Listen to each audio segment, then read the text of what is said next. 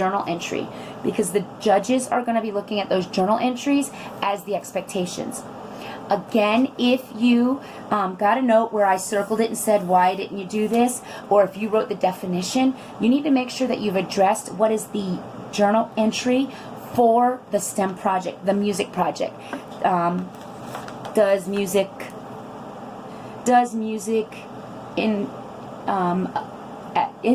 affect the grades that a student receives? I don't remember our exact topic off the top of my head, but we need to remember that.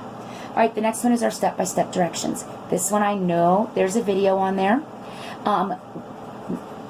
Miss Angelo did the teacher directions, just like I did the teacher directions or the teacher materials. I did the teacher directions. You should have the teacher directions written in your notebook the way they are presented on YouTube. I know they're long, but you are explaining, and that's what directions are. You're explaining how to perform the investigation as if someone has never ever done anything like this in their life, and they need you to do every single step. You need to spell it out. Very similar to the peanut butter and jelly video that we watched. Also, I do believe my step-by-step video from the lesson is up on my YouTube page as well. So you need to have the lesson notes. So what did we learn about step-by-step directions?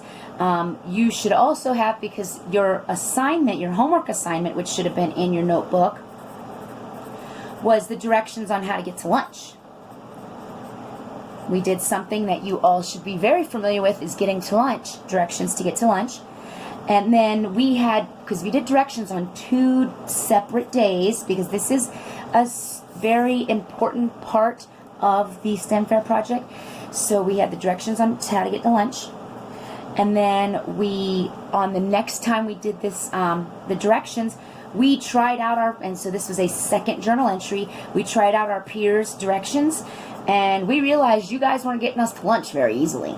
The directions needed to be more specific. I know that was something that we had talked about. And that's when we did the teacher directions. So YouTube to get the teacher directions, because they're up there.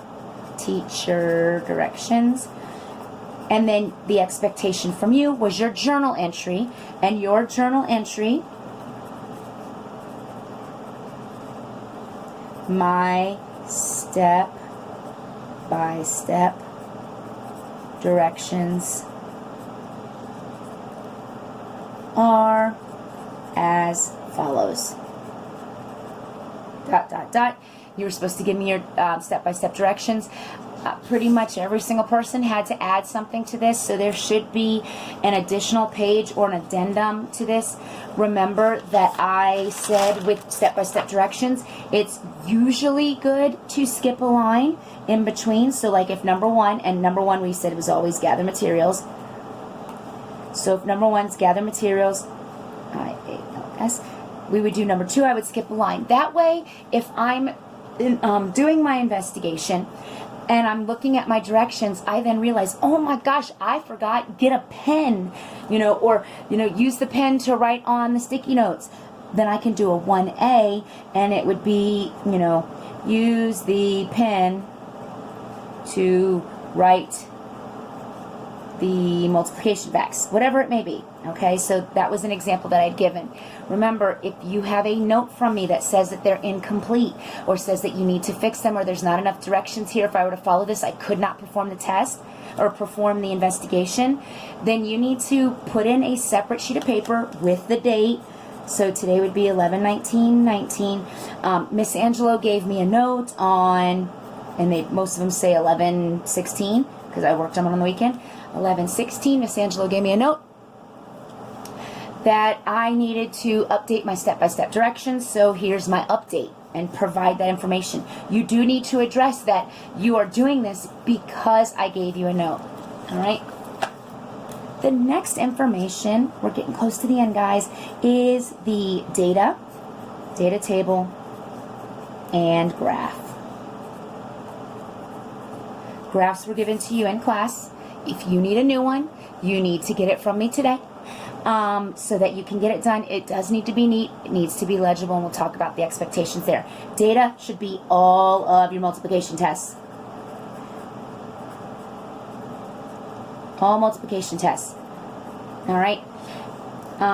Any notes with regard to us taking a test? Because, you know, we took our multiplication quizzes at different times. They weren't involved in STEM. So we've got a couple of notes where we're like, okay, today's journal entry was, you know, we took our nines tables with music. You know, we're going to take our nines tables tomorrow without music.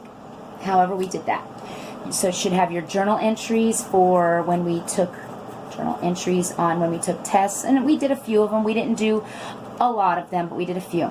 Your data table. That is the daily, that is the notes from that day where we talked about what are data tables, why are they important. You should have those notes, and you should also have your data table. That's where you had, and I'm only doing 3, that's where we had all of our facts. So this was our 1, 2, 3, we had them listed out from 1 to 12. This is where you had your music, and this is where you had your non-music, and this is supposed to be filled out with your information. So let's say it's ones, 13 out of 13 on both. All right, remember it's just 0 to 13 because we had to do 13 facts. On my 2s, I got 12 and I got 10. On my 3s, I got 11 and I got 12. You have all your data in your data table filled out. That is what I'm looking for in there. So data is all your multiplication quizzes. Data table are the notes from that lesson day, and your actual data, your graph. So your graph, and Miss Angelo actually drew your graph out for you because I know a lot of you guys were having some difficulty with that. Across our x-axis, our x and our y, across our x is the number of questions answered correctly. You can't see that. Questions answered correctly. All right. Across here are our times tables. You were also supposed to have your data listed here. So this is your data, and there's a box for it, so you don't even need to look for that. Your data's listed over here. Had your name here, and I had it separated out for you by 2s because each data point had 2 pieces of data. So here we have our music and our non-music. All right. So for our 1s, because this would have been our 1s, for our 1s we had that we did 13 and 13. So that would be up here with 13. All right. And then we'd have the 2 of them, and you do have to mark the total at the top, and please don't do it with the yellow. I know the colors are purple and yellow. I did those colors because they're severely contrasting colors so that we can see very easily the difference in the data, but you do need to write the numbers at the top because sometimes it's hard to tell where your lines are. Okay, for the 2s we had music and non-music. For the 2s we said what? 12 and 10. So 12 would be here. So here's our music with 12 and 11 and 10. Here is our non-music with 10. All right, and that would be purple and that would be yellow, and it should be all the way through your 12s. They should all be complete, and it should say my testing data or whatever you want to put up at the top for a title, but you were supposed to put a title. All right, so that's what your graph should look like. In your graph journal entry, you should also have a mock mock graph. The mock graph we did in class together is our lesson, so that needs to be in there. I'm not asking for an additional journal entry, but I am asking that you have the mock graph because that was the journal entry. The last thing we have is our conclusion, all right? And the conclusion within a STEM fair basically wraps it up. First thing is you are giving your results. So my results show. What do your results show? ... So with this particular investigation, there were 3 things that we were looking at. How many tests did you do better with music? How many tests did you do better with non-music? I don't know why I just did a big M, a big N. And how many tests did you have the same? I put stay the same. How many tests did you have the same? Remember, the total number should be 12 tests. So we performed 12 tests. So you would have that information. Let's say we had 5 out of 12 that we performed better with music. We had 1 out of 12 that we performed better with non-music, and then 6 out of 12 we perform better, or we perform the same. That is your data.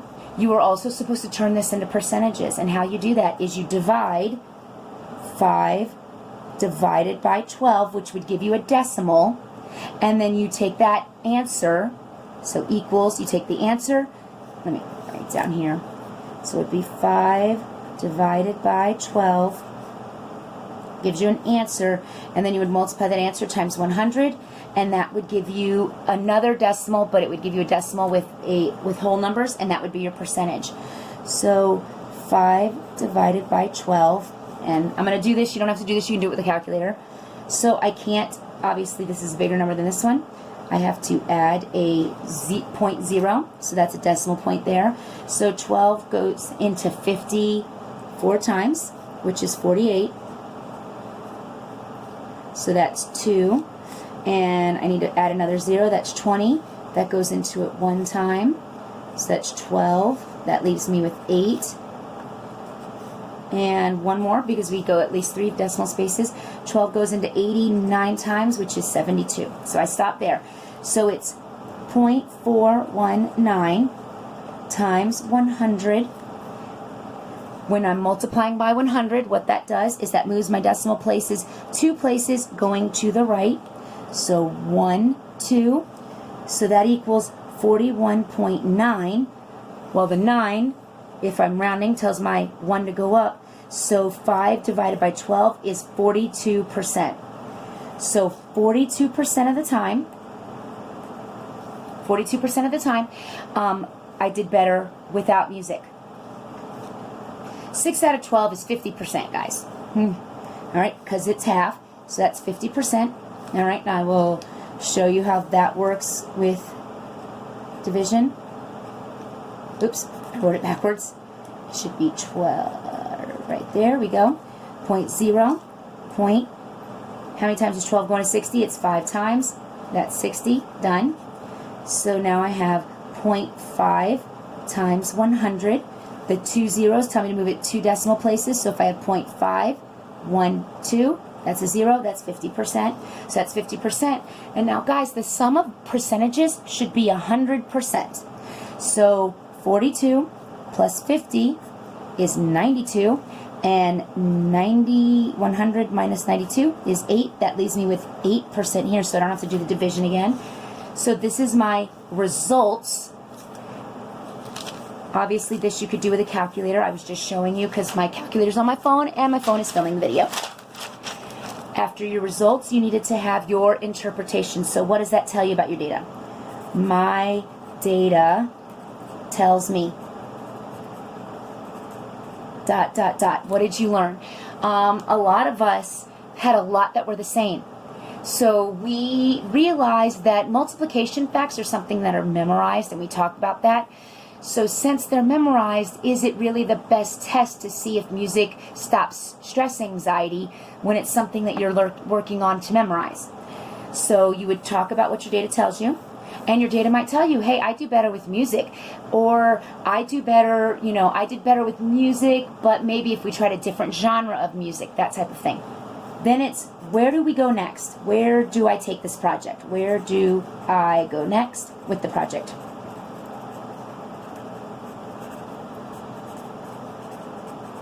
That's the last thing that's in a journal entry. So this is what should I do next?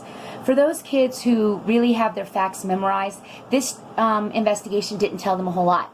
But we want to still see, because testing stress anxiety, which is what our focus was, is a big deal. So we want to, I reached my video. It's getting close.